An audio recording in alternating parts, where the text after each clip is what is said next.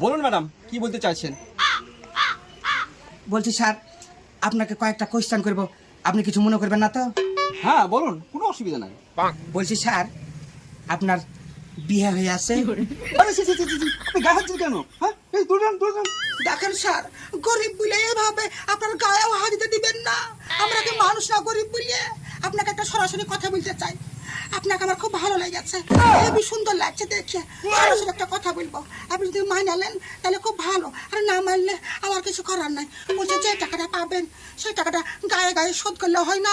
আরে ছি, ছি, ছি, ছি, ছি, এই মেশিনে বলে কি রে? হ্যাঁ হ্যাঁ, এই মেশিনে কি দিলে হবে না? এই সবুজ, এই সোহেল, তাড়াতাড়ি পারলে এই মেশিনে ফাঁসি দিবে।